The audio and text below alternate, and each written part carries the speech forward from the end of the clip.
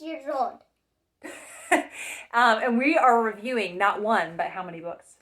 2. 2 books. So we're going to be talking to you about Bless This Mouse by Lois Lowry and The Enormous Egg by Oliver Butterwell. And which one should we talk about first? Ooh, this one. Okay. What happens in Bless This Mouse, Peter? In Bless This Mouse, they're like this like gigantic colony of mice. Mm-hmm. And they live in what? What kind of building? A church. They live in a church. And then this guy, what's his name? A mouse's name?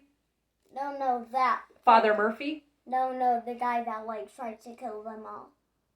Oh, the Great X. That's what they think the exterminator is called. The Great X. The Great X. Yeah. And they all go outside to run away from the Great X, and they might and they stay there for one day. This kid mouse named Harvey. Mm-hmm. Harvey found this piece of paper in the trash can, Mm-hmm.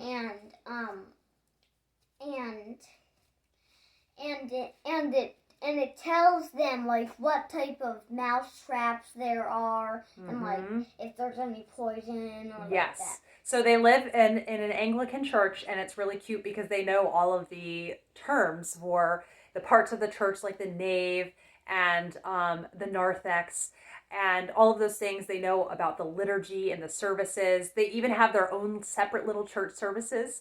And the plot kicks off when they realize that the blessing of the animals will be happening soon. So they're very scared about other animals coming in the church at the same time that they will be there. And then unfortunately, several of the mice are witnessed by people in the congregation. Here's the picture.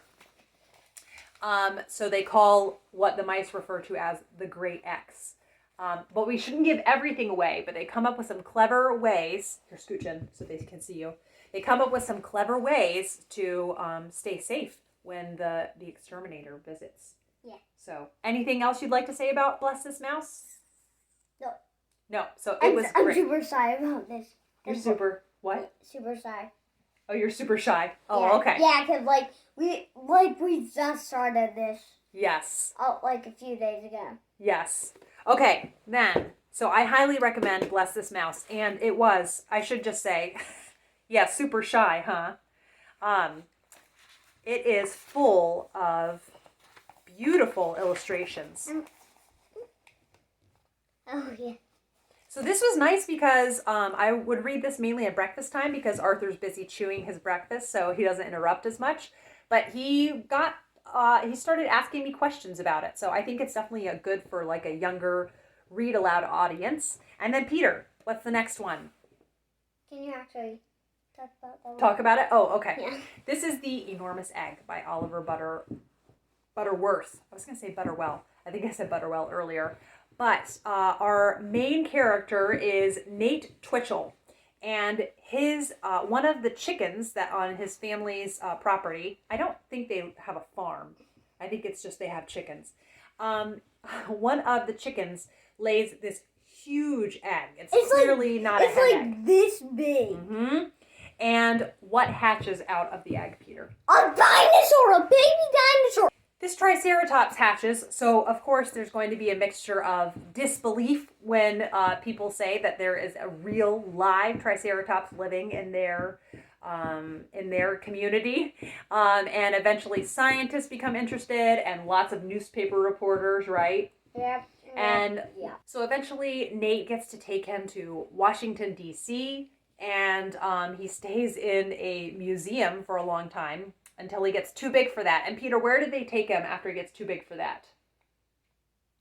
The zoo. The zoo, that's right. And it's very expensive to feed him, so there is some sort of kerfuffle that happens. Like he eats alfalfa. He does eat alfalfa, that's right. Yeah, so...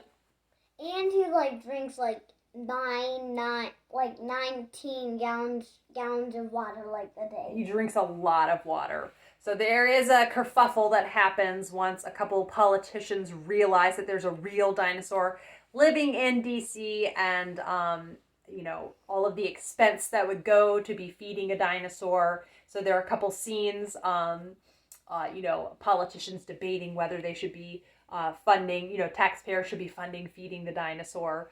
But it has a real charm to it. Nate Twitchell is a really fun narrator. He's a really interesting kid and very loyal to his dinosaur, taking care of him. And it was just a really enjoyable read. So I highly recommend this. Anything else you want to say about this, Peter? Yes, one more thing. Okay. Bye. So, Peter, I have 3 other, these are really short chapter books, so I feel confident we could get through all of these in the next few weeks. And I will just show the ones that we have checked out. The first is Gooseberry Park. This is by Cynthia Rylant. And I love Cynthia Rylant. Do you know what she wrote, Peter? She wrote the Poppleton books. Do you remember Poppleton? The pancake breakfast, and when people want just like plain pancakes, there are the lions that are handing out the pancakes and they get mad. Well, also you'll remember Mr. Putter and Tabby. No, I don't remember either. You don't remember Mr. Putter and Tabby? Yeah. Mr. Putter, who has the Tabby, and then Miss Teaberry, who has her good dog Zeke. Okay. No. Okay. None of this. Well, she wrote those. And this is about Kona, a Labrador retriever who meets Stumpy, a squirrel, in Gooseberry Park. And they become best friends. But there is a violent ice storm. So let's see. I think there are some good pictures in here. I want to see. Oh. So that will be fun, getting, you know, to look at some illustrations. And I am looking forward to reading a chapter book by Cynthia Rylant because I really love her Poppleton series and her Mr. Putter and Tabby books. Those are really great. Then we have The Giggler Treatment by Roddy Doyle. And this is when adults who are mean to children, they get the giggler treatment. That's just the only synopsis that we get. There's another one. Whoa. So yeah, I'm not really sure what this one is about, but I saw it recommended on What We Do All Day's blog. So then we have 8 class pets, 1 squirrel plus 1 squirrel divided by 1 dog equals chaos. This one I think has a lot of funny parts to it. Chaos!